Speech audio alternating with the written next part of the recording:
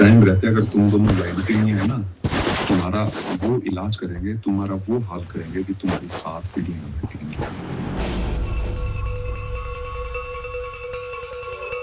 मुंबई, यहाँ रात सिर्फ होती नहीं, राज करती। कभी शहर की सांसें कुछ नामों की मुट्ठी में कैद थी। फैसले अदालतों में नहीं, अंधेरी गलियों में ले जाते थे। साम्राज्य बने, धोखे हुए, गोलियां चली और फिर सब खामोश हो गया। लोग समझे कहानी खत्म हो गई, लेकिन इस शहर में कहानियां मरती नहीं, वो इंतजार करती। क्योंकि जब अंधेरा लौटता है तो वो खाली हाथ नहीं आता।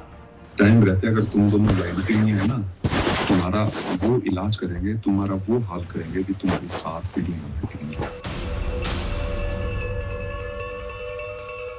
ये कहानी है उस अंधेरी सल्तनत की जहां ताज सोने का नहीं, खून का होता है। जुर्म की वो जागीर जिसे विरासत में नहीं, छीन कर हासिल किया जाता है। यहां रिश्ते नहीं, रंजिशें पलती हैं। भरोसा नहीं, बारूद बोया जाता है। वर्चस्व की लकीर स्याही से नहीं, गोलियों से खींची जाती है। एक नाम गिरता है तो दूसरा उसके मलबे पर खड़ा हो जाता है। शहर बदलता है, चेहरे बदलते हैं, लेकिन खेल वही रहता है। और इस खेल में जिंदा वही रहता है जो डर पैदा करना जानता है। क्योंकि अंडरवर्ल्ड में इंसाफ नहीं होता, सिर्फ हिसाब होता है। किसी समय अंडरवर्ल्ड की सरजमी पर गुनाहों का साम्राज्य चलाने के लिए गोलियों की भाषा बोली जाती थी। नाम फुसफुसा कर लिए जाते थे और दुश्मनी खुलकर की जाती थी। बंदूकें फैसला करती थी और डर ही असली पहचान हुआ करती थी। लेकिन धीरे धीरे सब कुछ बदल गया। चेहरे बदले, तरीका बदला और जुर्म करने का एक अलग अंदाज बना। लेकिन कैसे, इसे जानने के लिए मायानगरी मुंबई के उस अतीत में जाना होगा जहां पर किसी समय जुर्म की दुनिया में लंबी कड़ियां जुड़ा करती थीं।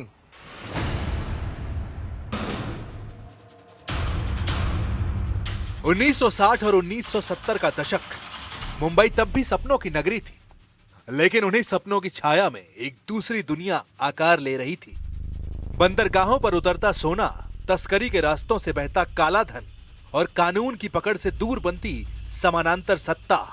ये वो समय था जब अपराध संगठित हुआ और अंडरवर्ल्ड ने पहली बार खुद को एक सिस्टम की तरह स्थापित किया। इस काले अध्याय के 3 चेहरे थे, हाजी मस्तान, करीम लाला और वरदराजन मुदलियार।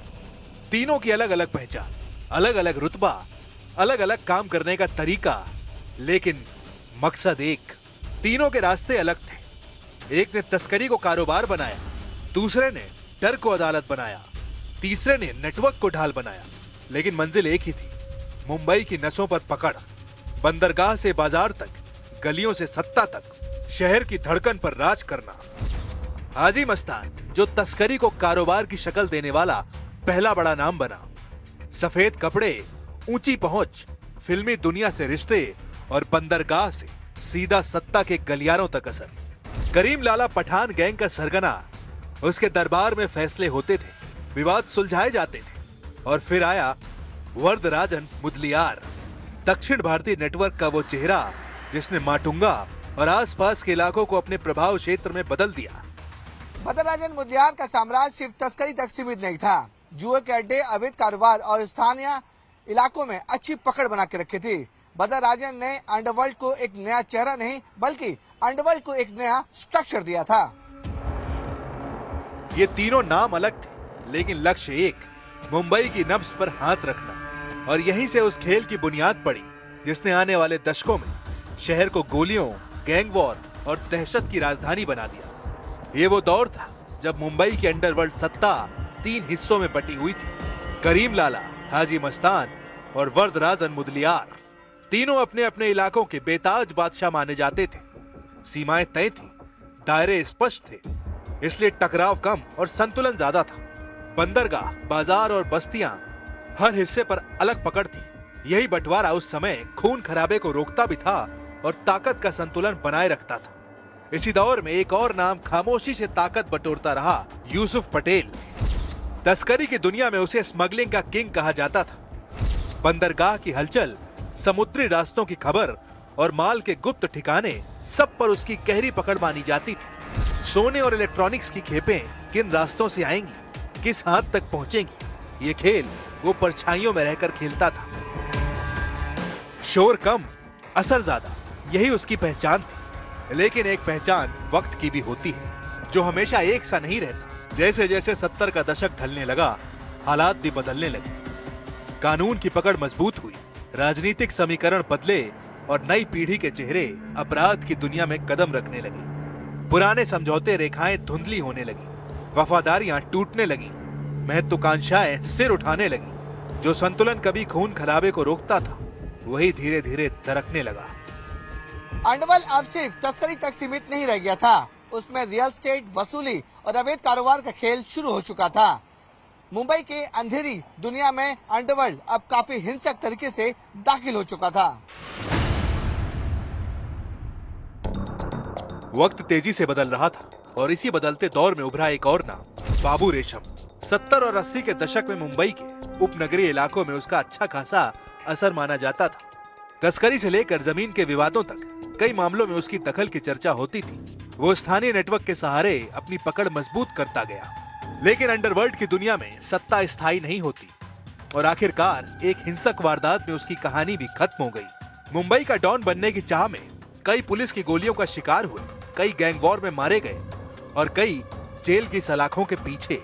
लेकिन इस पूरी कहानी का सबसे बड़ा चैप्टर शुरू होता है इस नाम से। 80 के दशक में मुंबई की अंडरवर्ल्ड कहानी ने नया मोड़ लिया और उस मोड़ पर खड़ा था एक नाम, दाऊद इब्राहिम कासकर। पुलिस कांस्टेबल के घर जन्मा ये लड़का जल्द ही तस्करी की दुनिया में एक्टिव हुआ। अपने भाई शब्बीर के साथ उसने नेटवर्क खड़ा किया और फिर शुरू हुई गैंग वॉर की खूनी दास्तान। पुराने वर्चस्व को चुनौती मिली, इलाकों की लकीरें टूटी और डी कंपनी नाम का एक संगठित ढांचा उभरा। समय के साथ उसका नेटवर्क सीमाओं के पार तक फैल गया। लेकिन एक कद दाऊद ने आखिर कैसे हासिल किया, कैसे वो मोस्ट वांटेड बन गया, इसकी भी एक कहानी है जिसका सिरा जुड़ता है उस नरसंहार से जिसे दाऊद की डी कंपनी ने अंजाम दिया। दाऊद का उभार सिर्फ किस्मत का खेल नहीं था, ये खूनी गैंगवार की आग में तपकर बना वर्चस्व था। तस्करी से शुरुआत करने वाला दाऊद जब अंडरवर्ल्ड में तेजी से आगे बढ़ने लगा तो उसका सीधा टकराव उस वक्त के स्थापित नामों से हुआ। कहा जाता है कि उसके भाई शब्बीर की हत्या के बाद ये दुश्मनी खुली जंग में बदल गई। बदले की इस लड़ाई ने मुंबई की सड़कों को गोलियों की आवाज से भर दिया। इसी दौर में डी कंपनी एक संगठित आपराधिक नेटवर्क के तौर पर उभरी, जिसने वसूली, सुपारी और अंतरराष्ट्रीय तस्करी तक अपना दायरा फैलाया। पुराने चेहरों के पीछे हटने और समीकरण बदलने के साथ दाऊद का कद बढ़ता गया। 80 के दशक के अंत तक वो मुंबई अंडरवर्ल्ड का सबसे प्रभावशाली नाम बन चुका था। लेकिन 1993 के सीरियल ब्लास्ट के बाद उसका नाम वैश्विक स्तर पर सामने आया। जांच एजेंसियों के मुताबिक धमाके से पहले ही वो देश छोड़कर भाग गया।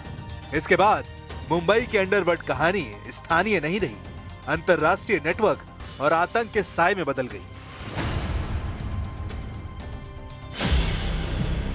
दाऊद भले ही बाहर था, लेकिन उसकी परछाई मुंबई की गलियों पर अब भी मंडरा रही थी। डी कंपनी की कमान संभाली उसके सबसे भरोसेमंद चेहरे छोटा शकील ने। वसूली से लेकर सुपारी किलिंग तक हर ऑपरेशन उसकी निगरानी में चलता था। डर का नेटवर्क फोन कॉल से फैलता था और फैसले दूर बैठकर भी सुनाए जाते थे। लेकिन इसी दौर में दरार पड़ी।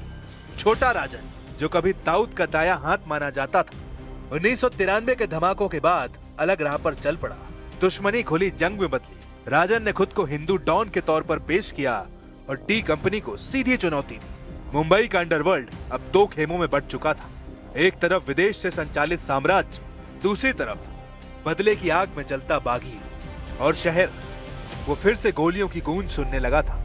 मायानगरी के इसी रक्त चरित्र के बीच अरुण कवली की एंट्री होती है, जब बड़े डॉन देश छोड़ चुके थे और अंडरवर्ल्ड की कमान परछाइयों से चल रही थी।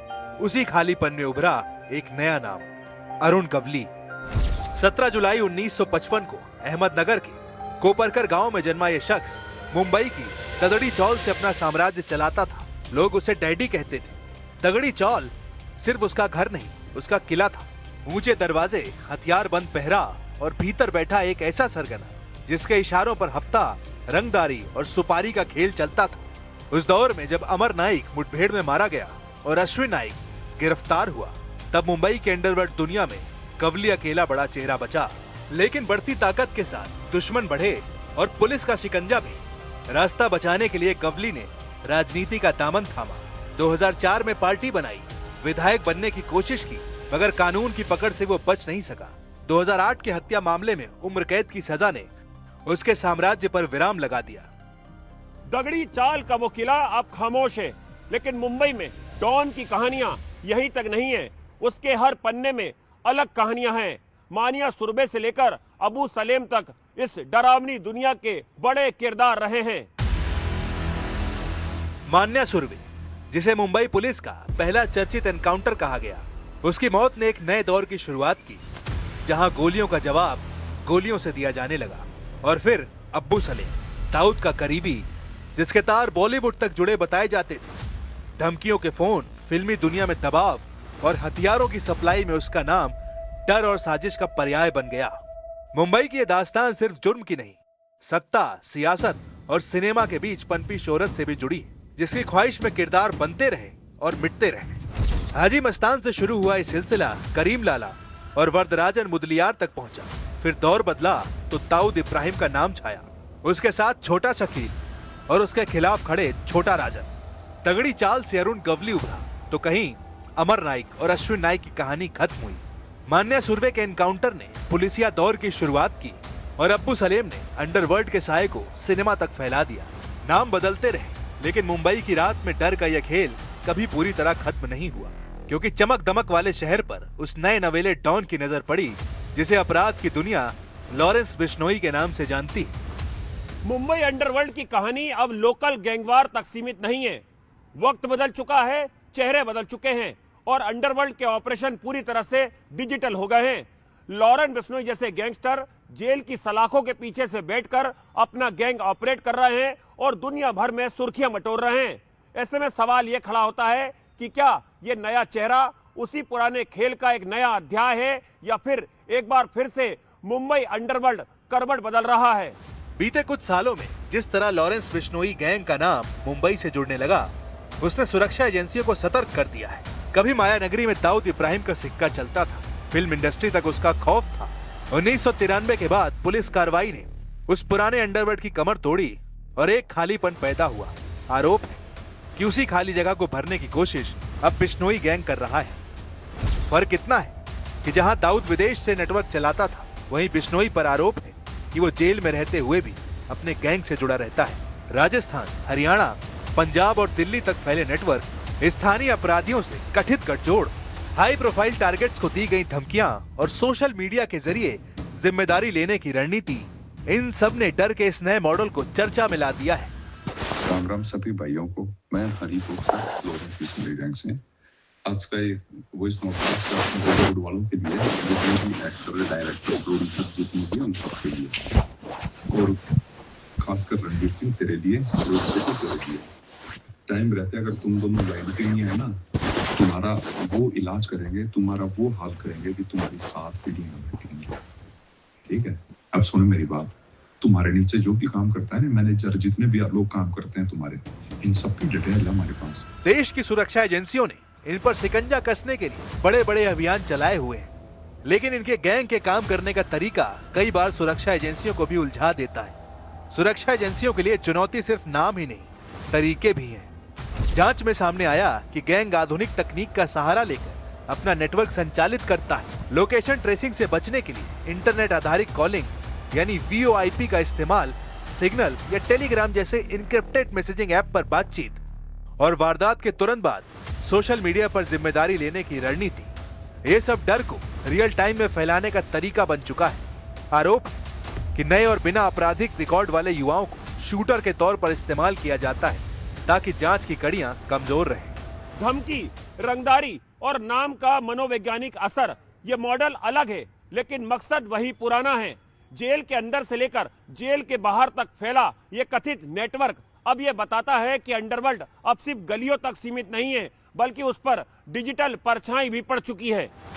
जुर्म की दुनिया में नया डॉन बनने की तड़प इस गैंग से जुड़े हर एक किरदार में दिखाई देती है, और मुंबई को टारगेट करके ये अपने उसी इरादे को पूरा करने की कोशिश करते हैं। इस गैंग के जुर्म का कैलेंडर बताता है कि इनका मकसद क्या है। 14 अप्रैल 2024 अभिनेता सलमान खान के गैलेक्सी अपार्टमेंट पर 5 राउंड फायरिंग। 12 अक्टूबर 2024 बाबा सिद्दीकी की ताबड़तोड़ गोलियों से भूनकर हत्या। 31 जनवरी 2026 रोहित शेट्टी के जुहू वाले घर के बाहर फायरिंग। 10 फरवरी 2026 रणवीर सिंह को व्हाट्सएप वॉइस नोट्स करोड़ों की रंगदारी की धमकी मिली। 11 फरवरी 2026 सलमान खान के बहनोई और अभिनेता आयुष शर्मा को प्रोटॉन मेल से रंगदारी और धमकी वाला ईमेल भेजा गया। महाराष्ट्र सरकार के लिए भी लॉरेंस गैंग का इस तरह एक्टिव होना चिंता का विषय है, लेकिन सीएम फडणवीस का साफ कहना है कि वो लॉरेंस गैंग को पांव पसारने नहीं देंगे। कोई भी गैंग हो मुंबई में हम उनको पैर पसारने नहीं देंगे। इससे पहले भी प्रयास जिन्होंने किया, मुंबई पुलिस ने उनको अपनी जगह दिखाई है और अभी भी कोई भी प्रयास करेगा तो जगह दिखाई जाएगी। यही नहीं, खबर तो ये भी है कि लॉरेंस बिश्नोई गैंग के निशाने पर एक बड़ा म्यूजिक डायरेक्टर भी है। यही वजह है कि पुलिस इस नेटवर्क को तोड़ने के लिए न सिर्फ देश में अभियान चला रही है, बल्कि देश के बाहर भी सोमवीर नाम का ये गैंगस्टर भी डिपोर्ट करके लाया गया है।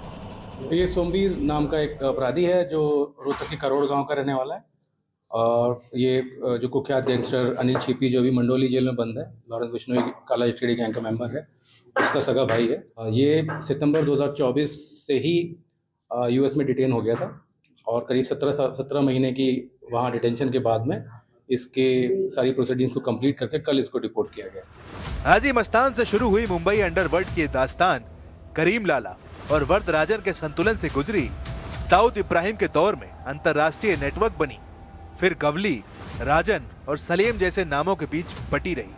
हर दशक ने एक नया चेहरा दिया, एक नया तरीका। अब आरोपों के घेरे में लॉरेंस बिश्नोई जैसा नाम है, जहां गैंगवॉर की जगह डिजिटल धमकियां हैं। चेहरे बदलते रहे, लेकिन मुंबई की रात में डर का ये खेल अब भी खत्म नहीं हुआ है। इसी दहशत के अंत के लिए देश की सुरक्षा एजेंसियों ने बड़ा अभियान छेड़ रखा है।